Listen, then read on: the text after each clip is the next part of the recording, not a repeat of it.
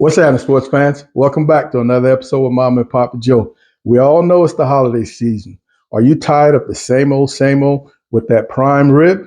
Today we're going to give you an alternative. How about a bone-in pork loin on the Weber Kettle? Let's get it. All right, this is going to be an herb-crusted pork loin. What I've got here is 3 tablespoons of some melted butter. To that, I'm going to add about 1 tablespoon of some olive oil. When you put this melted butter on cooler meat, it tends to not want to spread. That olive oil is going to keep it spreadable. To my oil, I'm coming back with 2 tablespoons of Herb de Provence. Saw me use this on that lamb a week ago. 1 teaspoon of paprika, half a tablespoon of cracked black pepper. Our main seasoning is going to be Sucklebusters SPG, this all-purpose. I've got here 1 tablespoon of the Sucklebusters.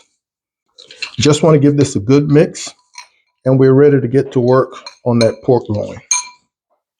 So I picked up this pork loin yesterday, bone-in, brought it home, was too lazy to set up the kitchen to film, so I immediately made a quick salt and sugar brine, 1 gallon of water, 3/4 cup of salt, and 1 cup of white sugar. And here we are. This has been brining overnight, going on 18 hours. I'm going to take it to the sink and just rinse it off and dry it. So here she is, dried off. Fat cap is fairly intact except for this portion. I kind of thinned it out yesterday, but I didn't do any trimming aside from just scraping clean the bones. It was already Frenched by the butchers at the store, and I just scraped the meat off for a cleaner look. I'm going to trust this only because one side is a heck of a lot thicker and less flimsy than the opposite side.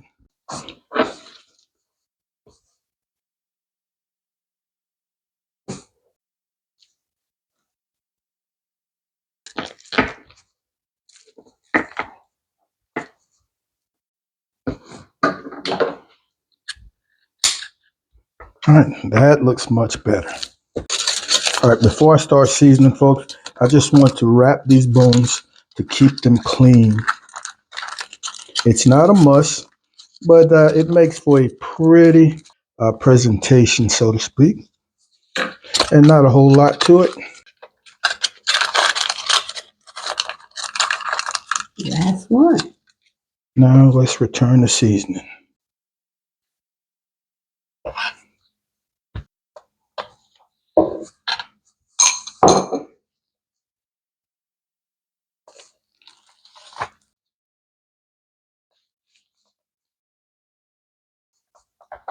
All right, folks, we're going to head outside and get our Weber cranked up. All right, I think our Weber is ready to go, folks. Just got a couple of pieces, small pieces of chunks of your choosing. I'm going with pecan. Got my hinge grate over my fuel, and I'm going to come in over the center. That piece of foil is just there to make cleanup easy, collect some juices. I don't think this is going to be an overly long cook, maybe hour and a half-ish. I don't have any probes in it just yet. I'll be using my thermopen to check. We'll come out here in about 20 minutes to a half hour just to make sure we're not going crazy. First half hour, folks. Let's take a look, see? Oh, that is looking amazing. All right, so our butter, olive oil mixture is melted and left behind all these herbs to create this crust. So we're not going to do anything. We're going to get it covered back up and continue rocking. So we're almost an hour into this pork loin on the Weber. We're going to make just a quick sauce that we're going to be basting the loin with just before finishing. 4 tablespoons of salted butter, a nice pinch of fresh chopped parsley, a garlic butter sauce, and then I'm going to come in with a garlic paste. We don't need the whole thing in there. And I'm probably looking at a good tablespoon. And we're just going to warm this up on the stove prior to using. An hour, sports fans. All right, we're getting a little splittage of the fat cap, but that is not even an issue. All right, we're pushing 119, 120, and we're gonna come in here with our warmed up garlic butter sauce, and we just want to baste this. And we'll do this probably one more time. We're looking to get this to about 142. Then we'll pull it and let it carry over to give or take 145. Let's continue rocking. Hour and 20 minutes. We'll come back. We'll do one more basting.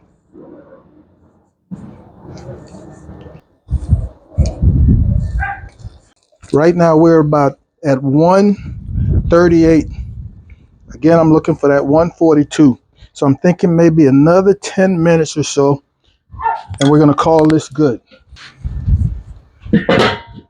An hour and 45 minutes.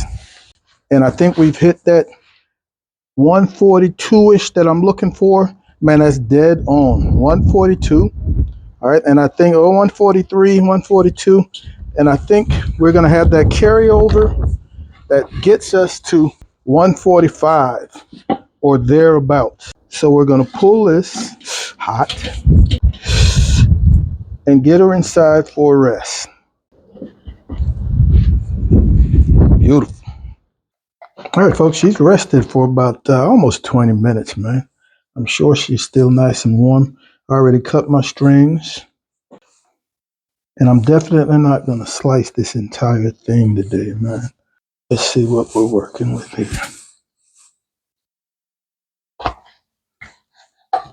Oh, my goodness. Folks, I don't know if you can see the moisture in this thing, man. Wow. And you can cut this as thick as you want.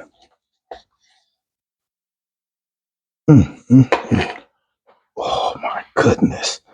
That wet brine really got the job done. There's no squeezing or anything here. Well cooked. Nice smoke ring. Wow. I mean, that is juicy. Oh my goodness. Oh. Mama. Wow. Folks, I'm not telling stories in school. Folks, this is so much cheaper than a prime rib. And it's got that same visual appeal. If you want to make it a centerpiece to your holiday meal, whatever the case might be, or if you need a second protein for your holiday meal alongside that prime rib, this is a fourth of the cost, probably less than that. I paid $24. It was originally 29 change, but there was a $5 off coupon. So very, very reasonable, and you can feed a lot of people. I want to thank you guys and gals for hanging out with Mom and Papa Joe. We really appreciate it. I hope you're enjoying the holidays. And like usual, Mom and I want you guys to take care of yourself, love each other, and we'll see you when we see you. Holla!